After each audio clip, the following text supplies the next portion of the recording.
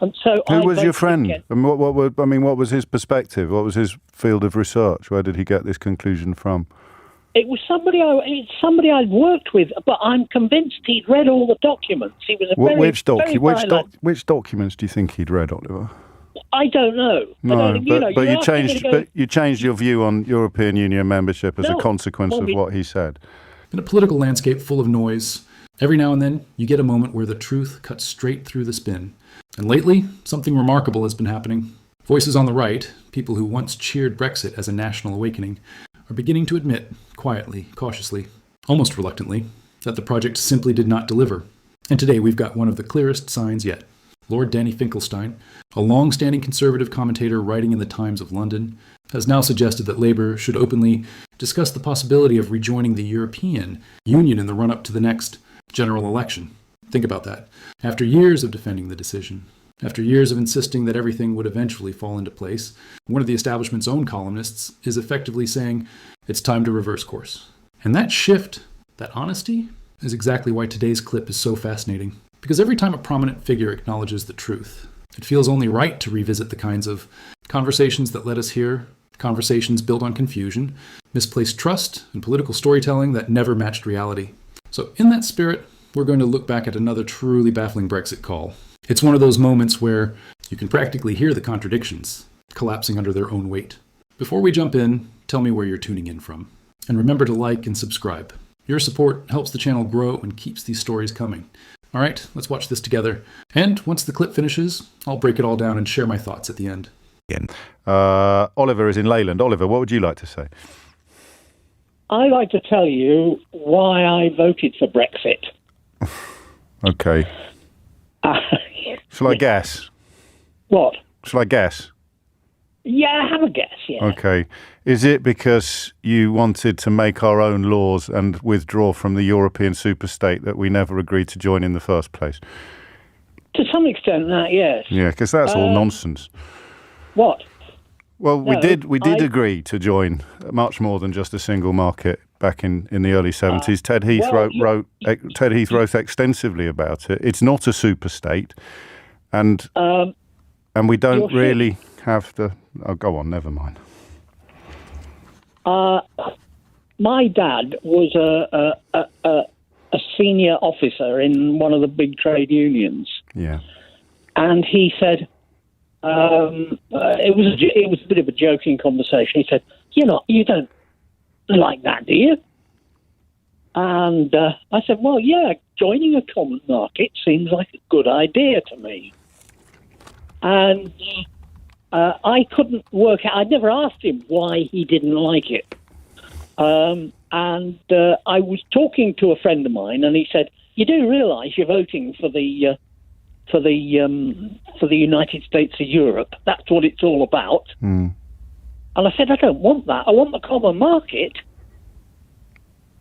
I think the common market's a good idea." Yeah. And so who was your friend? And what was his perspective? What was his field of research? Where did he get this conclusion from? It was somebody I'd worked with, but I'm convinced he'd read all the documents. He was which documents do you think he'd read, Oliver? I don't know. No, you changed your view on European Union membership as a consequence of what he said. My dad had already told me.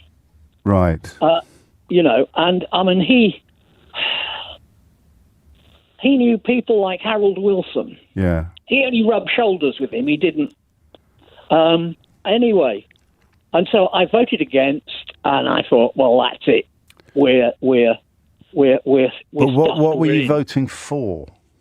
What was I was voting against going into what was then called the common market. Right. So we're going back to the early 70s now, are we? Oh, yes. Right.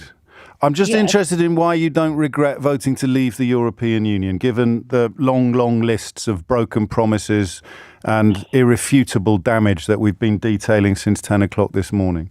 It was magic when I heard we were going to get a vote to come out. It was a brooch of purest green. You're making that's a love. So what were you celebrating? What were you celebrating? Well, I'm not as good as your mate who told you that we were going to be joining an independent, what was it, the United States of Europe. He was even better at words than me because he'd read all the documents. So what were you celebrating when you felt that wonderful euphoria? Because when I think it was Maastricht. I don't really know. I just want to focus on one moment. We're jumping through the decades like Doctor Who at the moment. That day, that night, when the result came in and you said you felt, I think the word you used was fantastic or amazing, that euphoria of that moment, what were you celebrating? That we were out and... Yes, but what did that... Well, that's just a word, isn't it? What did that mean? What was going to get better? What was going to get better for your country or yourself? We were going to be able to renegotiate. And but David Cameron had just undertaken a massive renegotiation. You know that. So what was going to get better? Because we now know that everything's got worse, but you still think it was a good idea. So what was going to get? What made you feel euphoric that night in June? Well, I didn't believe it was going to happen. But you wanted it to. We're still. You've been on now for 4 or 5 minutes, and we still don't know what you wanted. I was expecting when they were talking the Canada deal they were talking about. Yeah, or the Norway you jumped deal. Again now. We're just talking about June 2016. You were celebrating. What did you win? What did I win? We won our. Oh, you're going to say. You're going to say... You're doing it again. I'm just asking you what you want. Don't worry about Canada. Don't worry about the 1970s. Don't worry about Harold Wilson. Don't worry about anything that I might be about to say. Just tell me what you want. Well, we were going to be alongside the United States of Europe. What did you win? What did you win? Well, I thought we won the ability to get rid of the bits of the United States of Europe that I didn't want. For example? Well, the political side of it. Yeah, go on. What was the thing you wanted to wave goodbye to first? I was making a joke that night and saying, send some gunboats out to sink foreign fishing boats. Yeah, hilarious. So what was the thing that you wanted to get rid of first? The thing that I wanted to get rid of first? Well, everything to do with... No, just not everything, just one thing. One thing. Yeah, I wanted to... You've had 6 years to think about it. Yeah. Actually, you've had 40. No, don't let me distract you from the central question. I appreciate you're not going to be able to tell me what it is you want. So what was it you were looking forward to getting rid of? No, what I wanted us to go back to the common market that I thought we were signing up for. But you voted to leave it. You voted to leave the single market and the customs union. So how was that going to help us go back to it? I didn't vote to leave the common market. You did. I voted to leave the European Union. Yes, but they were the same thing by 2016, Oliver. Yes. So anyway, what you said you couldn't wait to get rid of the political stuff and all the difference. Yeah. Give me an example of that, the stuff that you were hoping to, or even perhaps, if I could be so bold, an example of the things you're glad that we have now got rid of.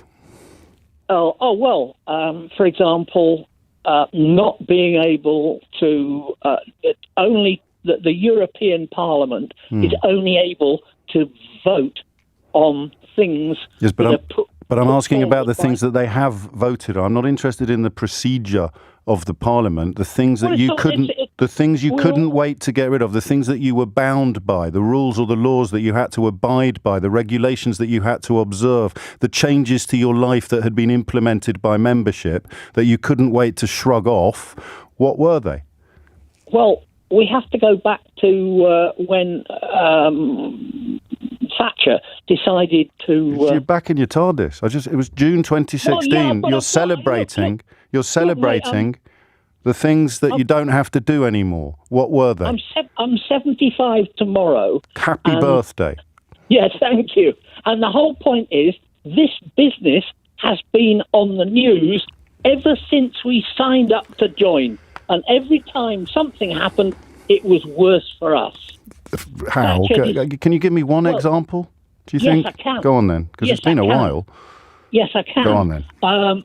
When Margaret Thatcher decided that we were going to be the money changers of Europe, right, and we were at that point a fairly important manufacturing country. Yes. And you're going to say yes, but we sent all our manufacturing to China.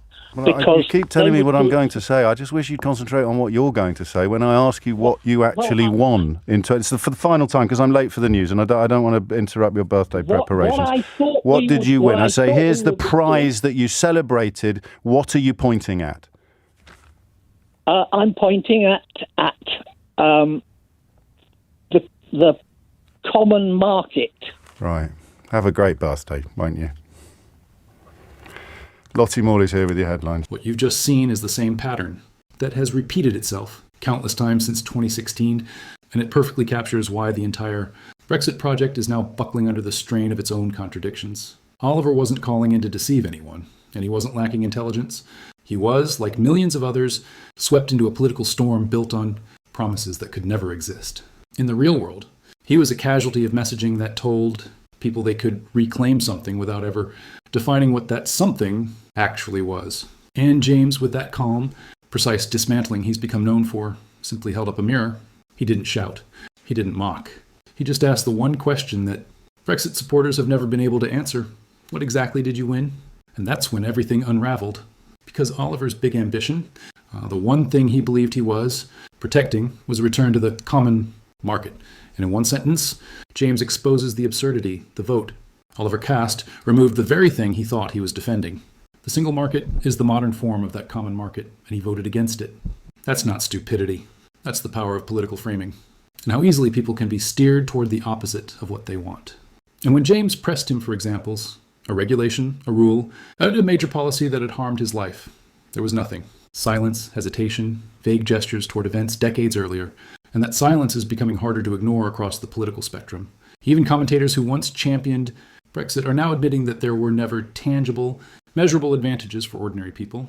Instead, the project relied on nostalgia, on slogans, on a sense of grievance without substance, which is why Lord Finkelstein's recent argument is so significant.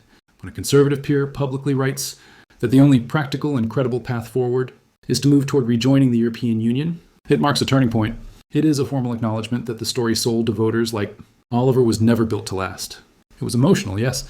It was persuasive, certainly, but it was not rooted in economic or political reality. And now, the consequences of that disconnect are impossible to hide. So what do you think? Where do you stand on this conversation? And do you believe Britain is finally approaching a moment of honesty about Brexit's true impact? Share your thoughts in the comments. And if this breakdown resonated with you, feel free to like and subscribe for more. And of course, tap the notification bell so you never miss a future video. Thanks for watching.